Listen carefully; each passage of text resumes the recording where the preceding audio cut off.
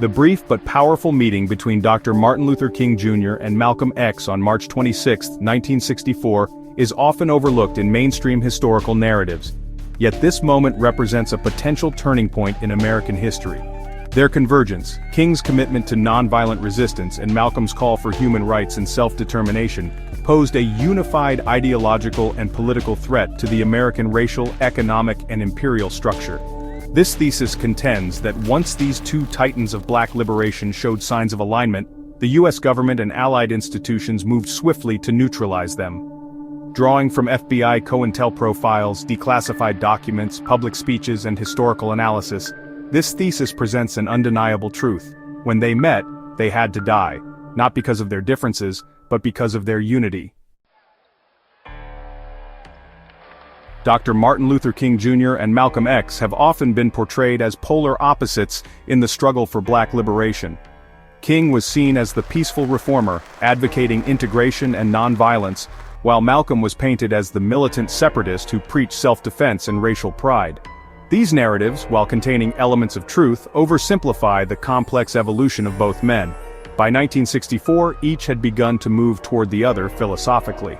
Malcolm, after leaving the Nation of Islam, had begun embracing the idea of cross-racial solidarity and framing the black struggle as a global human rights issue. King, in turn, was becoming increasingly radical in his critique of capitalism, militarism, and American imperialism.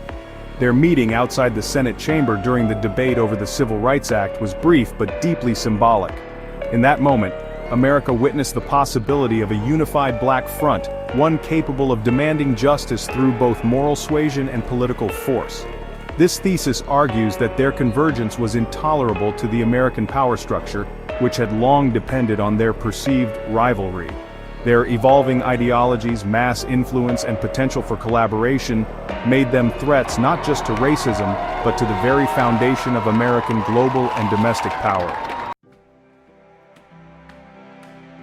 Both King and Malcolm were under constant surveillance by the FBI, CIA, and local police forces. Under the direction of J. Edgar Hoover, the FBI launched the counterintelligence program, COINTELPRO, to disrupt, discredit, and dismantle black leadership. A 1968 FBI memo stated the program's goal clearly: prevent the rise of a messiah who could unify and electrify the militant black nationalist movement. King and Malcolm X were two of the most heavily targeted individuals. Malcolm's phones were tapped, his meetings infiltrated by informants, and his speeches meticulously transcribed. After his break from the Nation of Islam, the FBI increased its surveillance, recognizing that Malcolm was no longer bound by the narrow doctrine of Elijah Muhammad and was now engaging with international leaders and movements. Similarly, King was wiretapped beginning in 1963. The FBI labeled him a communist sympathizer and sought to break his spirit by sending anonymous letters encouraging him to commit suicide. These actions are no longer the stuff of speculation. They are documented, verified, and public. What made their unity so dangerous was not just their popularity, it was their transformation. Malcolm X, after his pilgrimage to Mecca in 1964, denounced racism in all forms and expressed a desire to work with other civil rights leaders. He began framing the Black American struggle as a human rights issue and aimed to bring it before the United Nations. This shift was revolutionary. It meant that the U.S. government could no longer treat black liberation as a domestic issue. It was now part of a global anti-colonial conversation. King, once celebrated for his moderate tone, began speaking out against structural poverty and the Vietnam War. In 1967's Beyond Vietnam speech, he declared the United States the greatest purveyor of violence in the world today. At that point, the government turned decisively against him. President Lyndon B. Johnson reportedly cut off communication with King entirely after the speech. Their ideologies, once seemingly at odds, were beginning to align. Both understood that civil rights without economic justice and foreign policy accountability was insufficient. Together, they threatened to galvanize not just black Americans, but poor people of all races and oppressed people around the world. On March 26, 1964, Malcolm X and Martin Luther King Jr. met for the first and only time. The occasion was a Senate debate on the Civil Rights Act. They shook hands, exchanged brief words, and smiled for a single photograph. Though short in duration, the moment was historic. It represented the possible fusion of two movements, one rooted in moral and spiritual protest, and the other in revolutionary self-determination. The US government and media had long depended on the narrative of King versus Malcolm, peace versus power, integration versus independence. The photo was dangerous because it shattered that binary. In private, Malcolm had already expressed interest in working with King.